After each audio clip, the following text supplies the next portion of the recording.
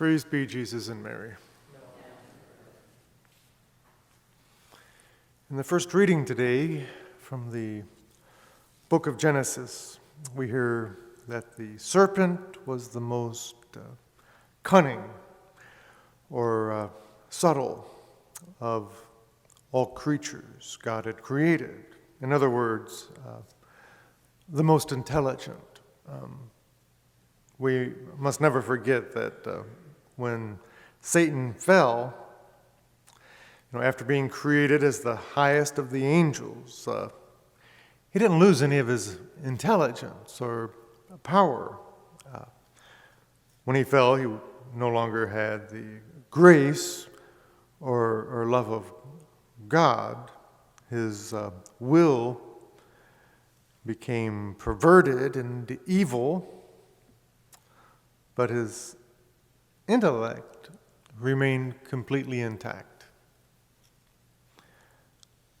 What that means is there's no way that any of us by ourselves are ever going to outsmart the devil.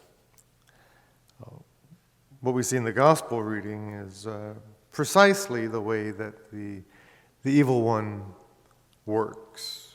He just simply presents temptations, but very subtle temptations. We see that there are three different types of temptations. There's the flesh. And so he says to Jesus, if you're the Son of God, turn these stones into loaves of bread. Satisfy your hunger. Take care of yourself. Look out for number one. Is this not what our society tells us all the time?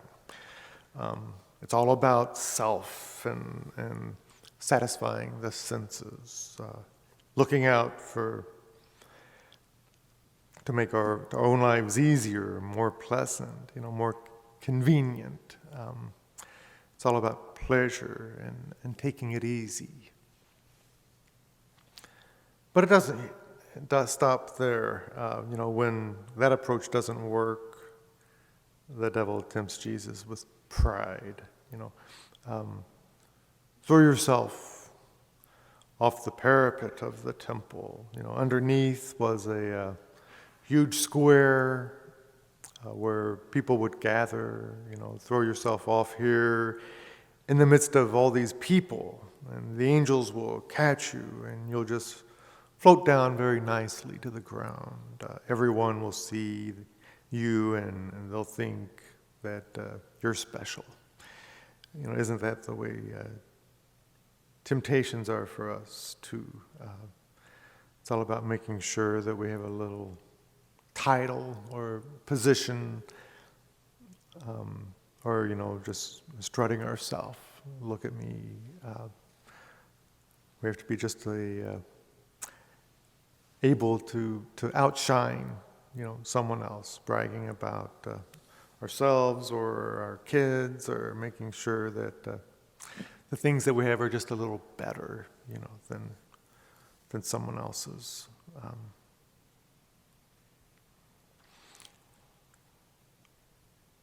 But it's all boils down to pride, which is at the root of every sin that we commit. But once again, we see that it's pure selfishness. That's a synonym for pride. Selfishness. It's all about me. Blessed John Paul II told us we live in a me generation. As Americans, more than anywhere else in the world, we live in a me society. It's all about me. What's in it for me? It's what I want. Me. That's what the media tells us to go for. But then there's one more. If that doesn't work, And that's power. In our day, we hear over and over that knowledge is power. We have all kinds of means for power that we want to lord it over other people rather than to be humble, rather than to serve others, rather than to pour out our own selves. We instead want others to be looking out for us. We want to be positioned high above all others, or at least above some, so that others will notice. We would like to be able to have some sense of authority over others. And we have to remember that authority is given for service. Power is about the self. And so, Satan brings Jesus up onto the mountain and says, look at all the kingdoms of the world, all these will be yours. Maybe for you and me, it doesn't he doesn't quite do it that way. But it's in smaller ways. Look at this. You could have power. This gossip will give you some knowledge and power over other people in the office or in the neighborhood or in your family. If you have this knowledge, think how many people you can share it with. He doesn't say, think how you'll be able to destroy, someone else's life and reputation by spreading this malicious gossip or rumor around. But he says, the power that you have. You have knowledge. That's what we like, and that's what we go for. People get caught up into these radio talk shows and TV shows and blogs that are nothing more than malicious gossip. They read these little vile newspapers or websites that are nothing more than just spreading slander and gossip about other people. Then what's worse, it doesn't stay there. We turn around and spread it all over the place, and with the internet, all over the world. The devil is very subtle. Again, just look at what he did with Adam and Eve. He begins with a lie, but a very subtle lie.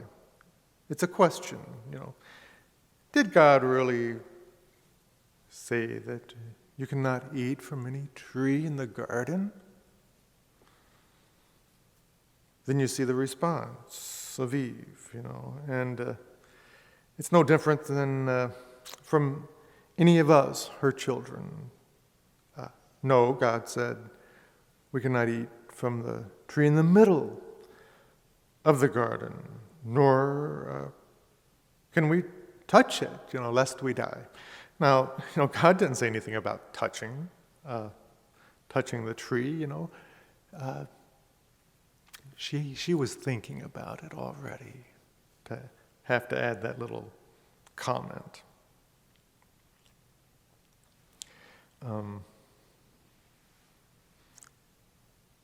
But sometimes, we like to embellish things a little bit.